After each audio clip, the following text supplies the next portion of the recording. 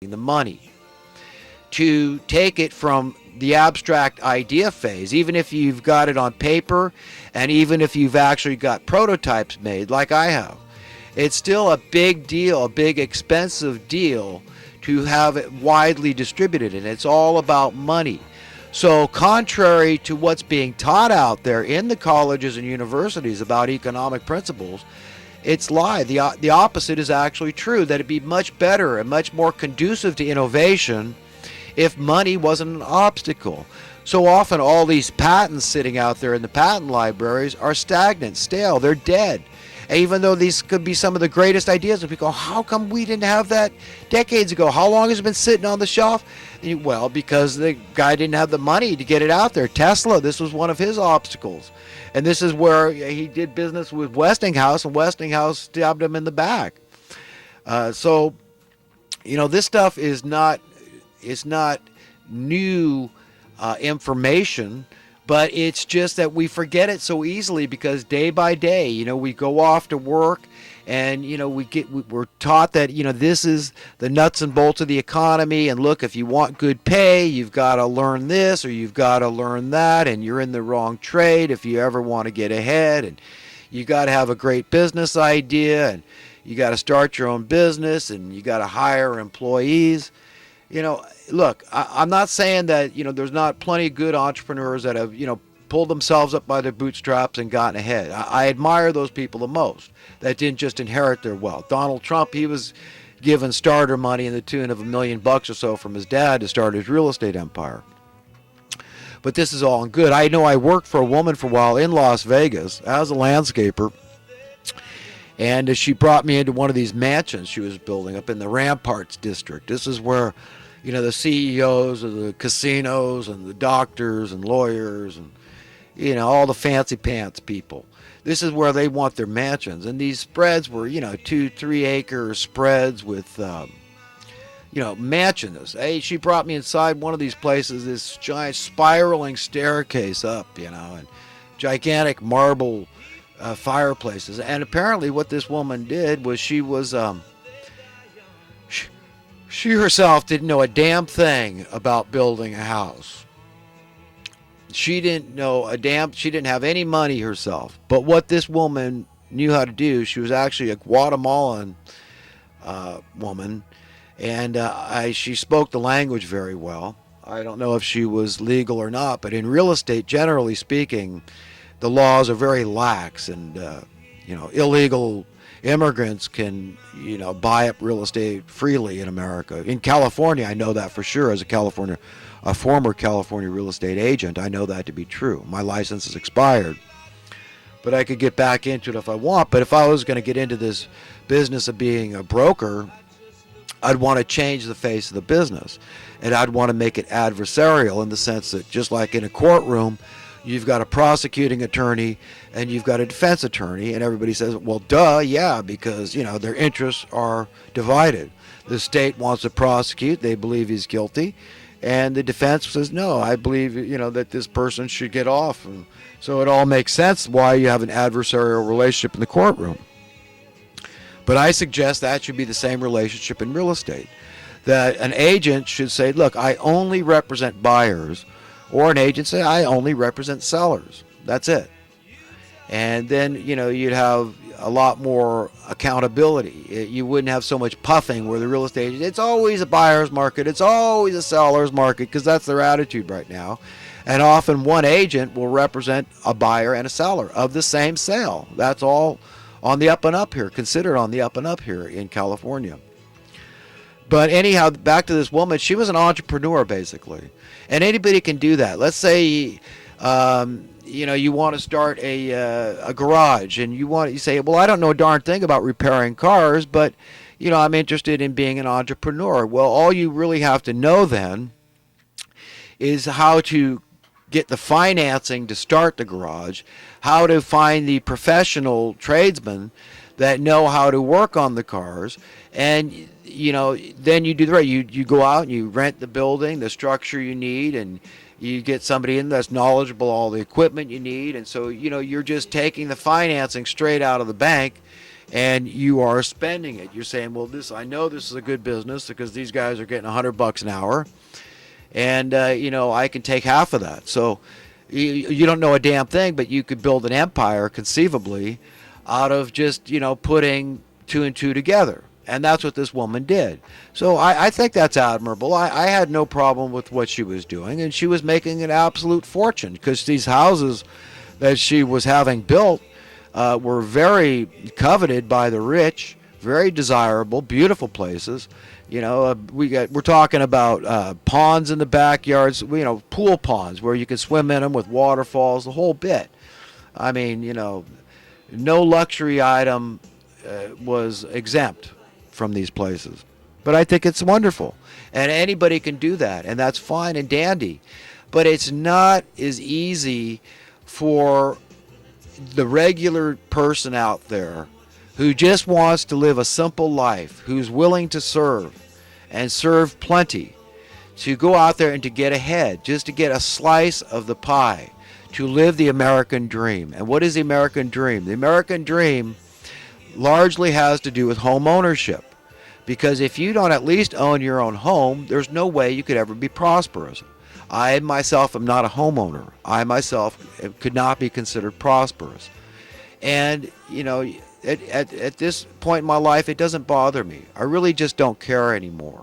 I say, something, the way I see it is not the way the world tells me I should see it, that I should be ashamed to be poor.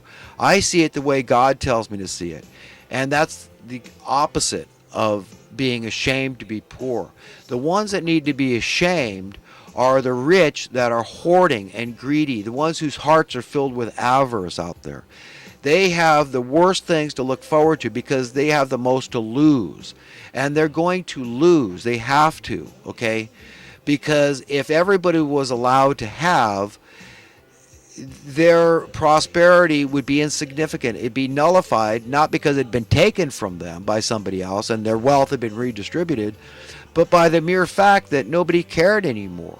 Because when everybody's allowed to be prosperous, simply allowed to be free, because I'm not talking about everybody allowed to be poor and so we're all the same, we're all communist and poverty stricken, with the exception of a few uber elites sitting at the very top, like we've seen in history, like we see in communist China right now.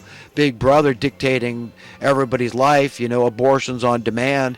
They take it to a whole nother level.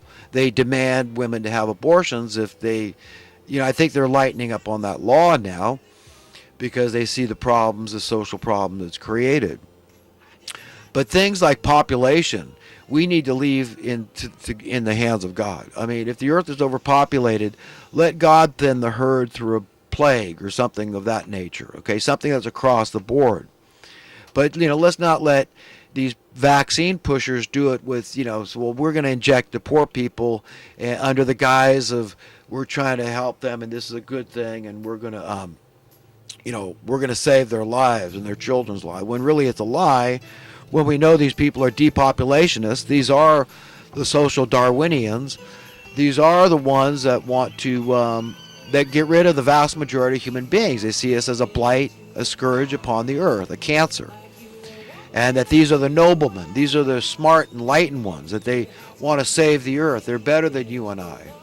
So they're the ones found worthy to inherit the earth, is these people that would destroy the population of the earth in the name of saving the earth. Do you see the insanity there? See the barbarous nature of these people, and how if there is a God, then he's got to start acting, and acting soon. And he is acting. He's been acting all along. For people that have been paying attention, they understand that his name has to be completely vindicated throughout the land. That he is going to be, it's going to be clear that none of the problems ever have been God's fault. Well, some would say, well, we could blame him for putting the tree of knowledge of good and evil in the Garden of Eden. But all that was emblematic, metaphorical of free will, okay? That's what Adam and Eve had. Whoever these symbolic figures were, okay, as an allegory, a metaphor, analogy, whatever you want to call it. Whoever they were, they were us. These are our ancestors, okay? And we collectively, because that's Adam and Eve, and of course the earth had other population. It was, the story in the Bible is not just of Adam and Eve, okay?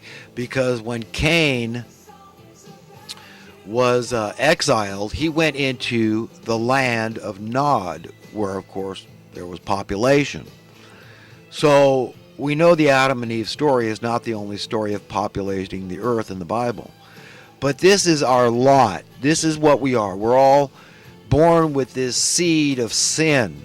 We all have propensities and inclinations that are not pure-hearted, not purely motivated. We all have to struggle with hatred. And this is where the murder comes in. Because when you hate your fellow man in the sight of God, you become a murderer. And the idea of thieving, ill-gotten gain, lying and cheating, all these things come from that. The greed and the avarice and the sexual immorality, okay? Because we're not even supposed to know when we're naked or not, okay? That would be the state of things if we had not chosen this knowledge of good and evil. So our reality would be dramatically different. We wouldn't have disease and death. Our body would have stayed atomically superior, so it wouldn't have had to experience those things.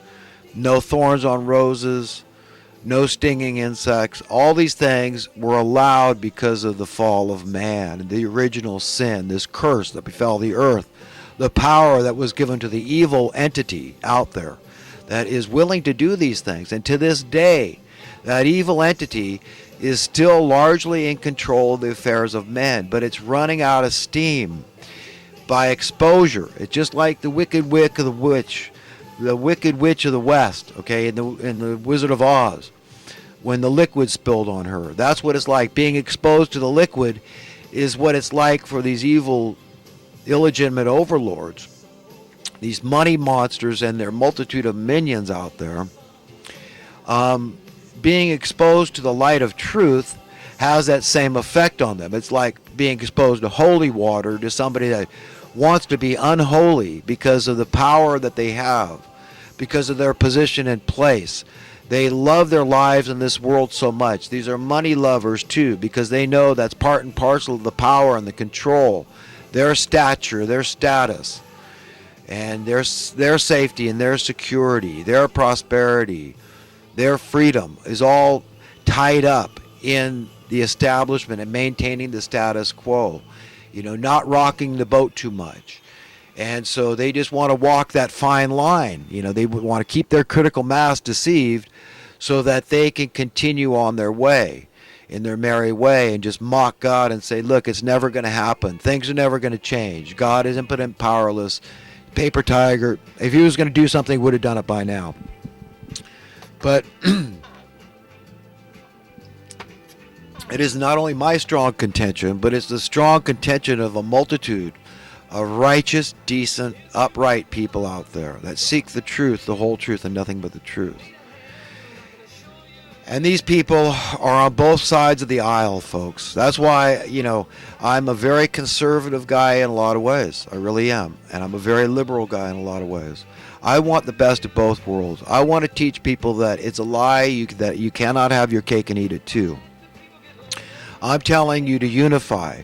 And this is a way to thwart these people.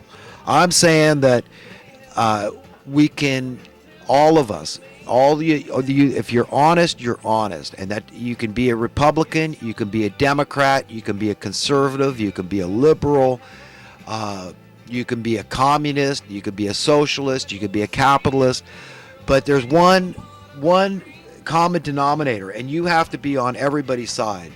You have to say, look, I am willing that this person have the same things that I want from myself and my children. I'm willing that just because this person doesn't agree with my political views, my economic views, I am still going to allow this person, I'm going to want this person to have the things I want. Okay? I am on everybody's side. And so as a human being, that is all of our prerogative, our exclusive right. Okay, unlike any other creature, really doesn't have that right. We have a right to go out and prey on any creatures we want besides human beings. We, though, have an exclusive privilege as human beings to be everybody's friend and to understand that this is where our solace will come from. This is where happiness will come